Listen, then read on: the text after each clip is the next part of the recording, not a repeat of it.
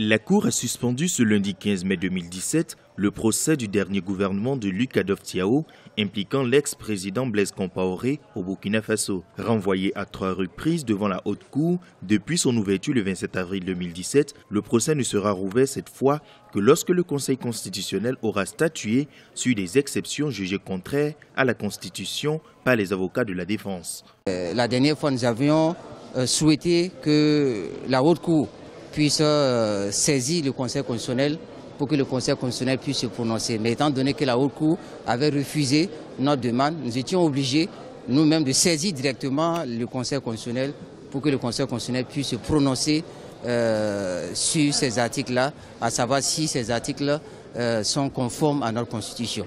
Et raison pour laquelle ce matin nous avions fait la preuve de la saisine effective du Conseil constitutionnel et la Haute Cour n'avait pas le choix que de constater qu'elle ne pouvait plus juger le dossier en l'état.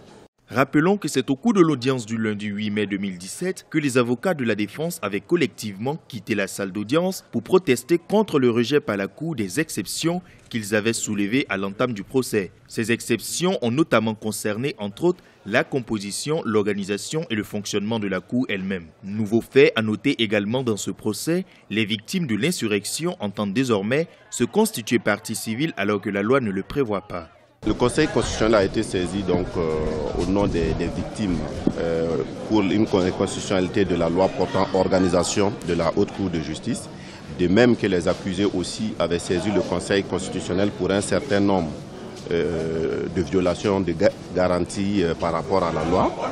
Et conformément à la Constitution, dans ces cas-là, la Haute Cour est obligée de surseoir à statuer jusqu'à ce que le Conseil constitutionnel se prononce. Cette suspension est considérée dans le camp de la défense comme une victoire pour la justice burkinabé. Le Conseil constitutionnel dispose de 30 jours pour donner acte de la saisine afin que la Haute Cour puisse en tirer les conséquences. En rappel, l'ancien président burkinabé Blaise Compaoré et son dernier gouvernement sont poursuivis pour complicité d'homicide volontaire et coups et blessures volontaires lors de l'insurrection des 30 et 31 octobre 2014. Il encourt avec 32 autres membres de son dernier gouvernement la peine de mort s'ils sont jugés coupables des faits reprochés.